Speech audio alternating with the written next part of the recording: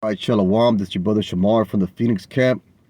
And with that being said, I want to give all honor, glory, and praise to Yahweh, Bahashem, Yahweh Shai, Bahashem, Rakakadash. Double honors to the elders of Great Millstone. And salutations and peace to the brothers that are doing this work in truth and sincerity. Let's jump right to the scripture. This is Luke 21 and 34. It says, "And take heed to yourselves. It said, any time your hearts be overcharged." Let's get this overcharged right here. Weighed down with surfeiting, carousing. Let's get the definition for the Strongs. Probably from the same headache, pain, the giddiness and headache caused by drinking of wine. It says, "And drunkenness and cares of this life, so that they come upon you unawares," man. Because that was a warning. Because we're so deep, we're so surrounded by the distraction of Babylon. It's easy to get caught up in a bunch of bullshit, man. And it takes a strong discipline to keep yourself away from the mess of this world, man. That's why Yahweh Shai warned to take heed to yourselves. Basically, he's telling you don't get caught slipping, man. Don't because brothers are, hey, we're Jake, man.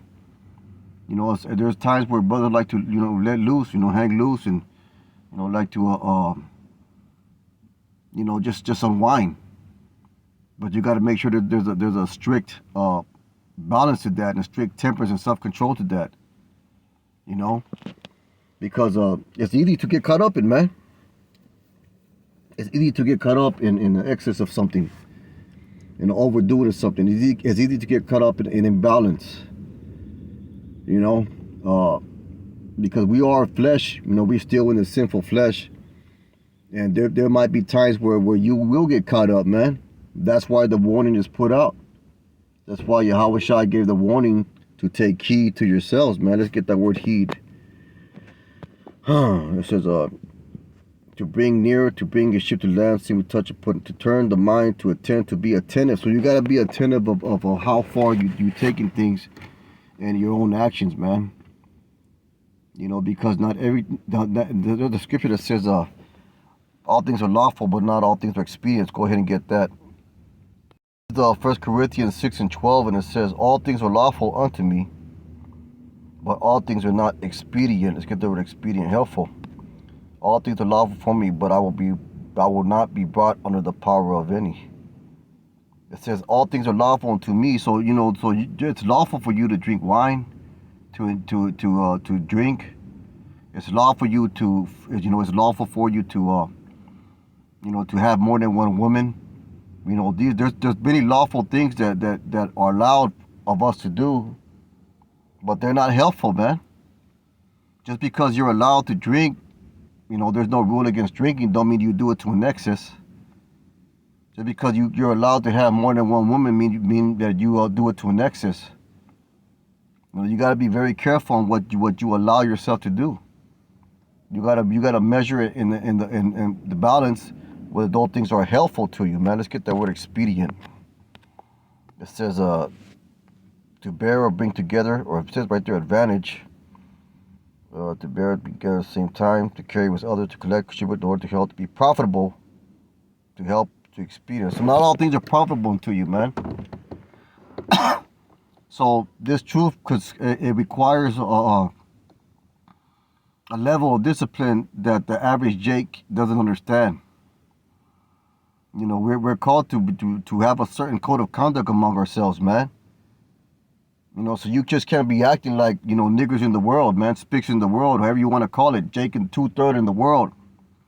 And matter of fact, you gotta keep yourself away from certain people. Let's get 1 Corinthians 5 and 11.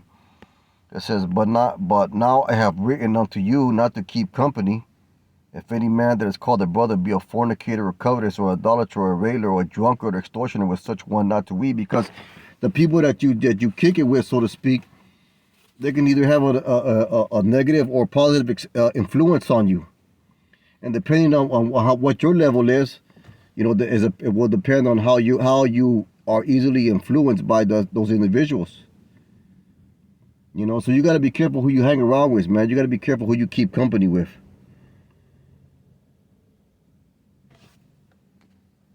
You know, so you got to be careful about the people that you talk to at work and the people that you hang around with at work, and you gotta control and limit your interaction with them, man. Only you know what you're capable of doing and not doing. Only you know what situations that you can allow yourself to get into without having a negative influence on you. There's certain brothers that they can't control the drink. You know, there's certain brothers that when they start drinking, they get in the spirit to not want to stop. And there's certain brothers that they're cool with just having a couple of drinks and hey, see you later. You know, so you got to know what you can do in your particular situation. You know yourself. The scripture says, examine yourself, know ye not your own self. So that's what you got to do. You got to be wary and mindful of the things that you do at all times, basically, man. You have to be monitoring yourself, man. And that's what the truth requires. That's why Yahweh Shai said in Luke 21:34 to take heed to yourselves. You know, because the cares of this world, we're going to get that, can fuck you up. Matthew 13 and 13th chapter around there. Let's go ahead and get that.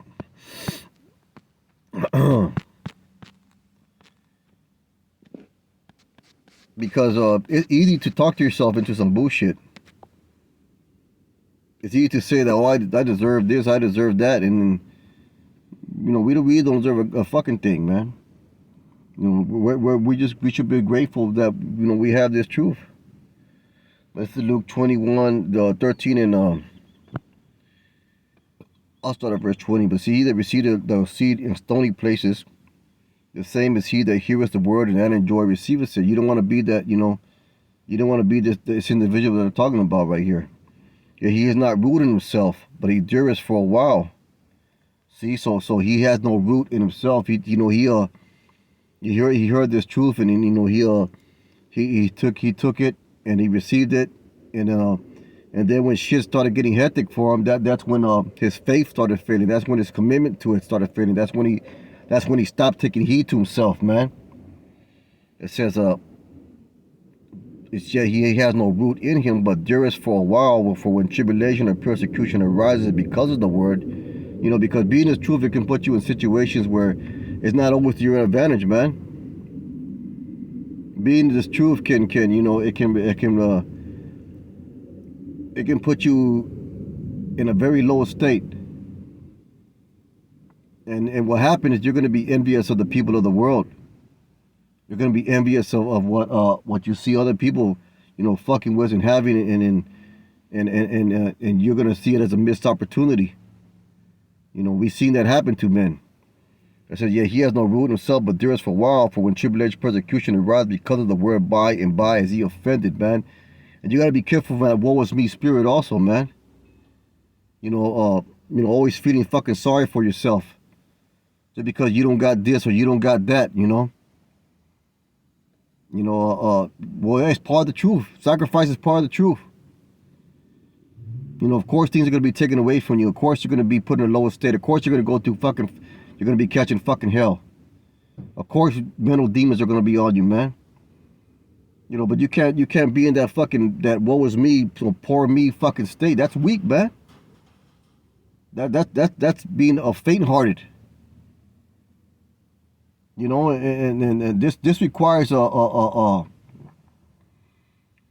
mentality of a soldier. And you always got to remind yourself of that. I know I do. I always got to remind myself of that. Because it ain't always fucking pleasant, man.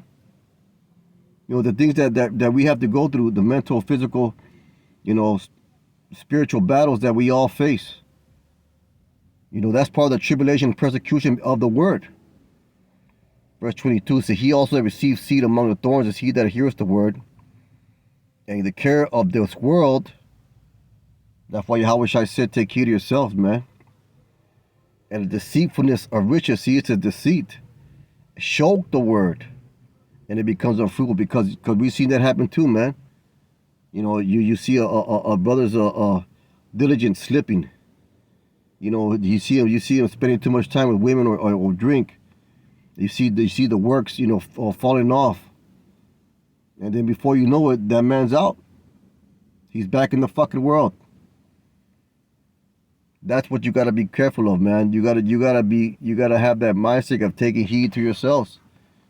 And don't you think Satan's gonna try his best to fucking get you to fall? Yahweh Shai told us that, man. He said he goes about a roaring lion seeking him with devour. So you gotta be wary of that too. You gotta have your defenses up, your spiritual defenses up.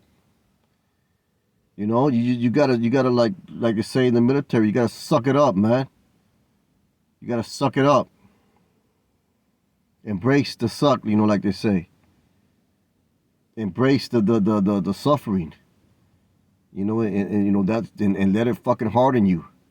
Let it develop that thick skin, that tolerance level, man. So that nothing bothers you. Because this ain't shit compared to what's going to happen in the near future. Before it be compared to the tribulation, persecution that's going to happen in a form of Jacob's trouble. This ain't nothing, man. Let's get 1 Thessalonians 5:24. So this lesson is all about enduring, man. And enduring requires it requires that you be in an uncomfortable position. Enduring is not comfortable or pleasant. So let's get this here. This is 1 Thessalonians 5:14. It's now we exhort you, brethren, warn them that are unruly, comfort the feeble-minded, support the weak, be patient toward all men, support the weak, comfort the feeble-minded. Then brother, when brothers go through something, and you see opportunity to exhort that brother and bring him through his trial and tribulation, and that's what you do. See that none render evil for evil unto any man, but ever follow that which is good among yourselves and to all men. Rejoice evermore, pray without ceasing, and everything give thanks for this is the will of Yahweh and Meshach Yahushai concerning you. So that's spirit to be in, man. That's the way to combat, the cares of this world. Because this world ain't prepared for the coming of Yahweh Shai. They're not prepared for the judgment of Yahweh Shai. They're not prepared for the trial and tribulations to come. They're mentally and spiritually and weak, and they're physically weak too. You may want to think about it. Let's get 1 Thessalonians 5:1. But at times of the season, brethren, ye have no need that I write unto you. So you got to know what time it is, man. You should know what time it is already. If you've been in the truth for a little bit, you should know what the times are, man. You should know that you should know the times that are coming. For yourselves know perfectly that the day the Lord shall come as a thief in the night, when they shall say peace and safety, and being in the state of having the cares of the world can put you in a fucking coma of peace and safety, thinking that everything's peace and safety, everything's cool. Then sudden destruction cometh upon them as travail upon a woman with child, and they shall not escape. But ye, brethren, are not in darkness. And why are we not in dark? Because we know what time it is, man. We know the season. We know what season that we're in. And be mindful of that at all times, that the day should not overtake you as a thief. But you are the children of light, the children of the day. We are not the night nor the darkness. So there should be a separation between you and other people. You should be looked upon as different. That that guy's not like us. There should be something that stands out of your character and personality that separates you from the people around you, man. From the bullshitters and weak, procrastinating, and feeble-minded men around you. Let you see a strength in you. And you guys. So that's something that you got to develop. Let's call the lesson on Revelation 3:3. It's Revelation 3:3. And it says, also out of verse 2, be watchful and strengthen the things which remain, that are ready to die, for I have not found the word perfect for Yahweh. Remember therefore, and this is the key point, remember therefore how thou hast received and heard, to hold fast and repent. If therefore thou shalt not watch, how does that happen? By not taking heed to yourself, by getting involved with the cares of this life. I will come on thee as a thief. Thou shalt not know what hour I will come upon thee. And that's the warning, man. Just like Luke 21:34 was a warning from Yahweh Shai, so is this a warning from Yahweh Shai. He's telling you, hey man, fucking be careful. Watch out. Be on your 10 toes, like they say. But with that being said, man, it's a real quick lesson. Brothers, be watchful, be sober-minded, be vigilant, be circumspect about everything you do. Most I wouldn't hope is edifying was that I would give honor, glory, and praise to Yahweh Shem Shai. Call halal Yahweh Shem Shai. Brothers, keep on pushing. Shalom.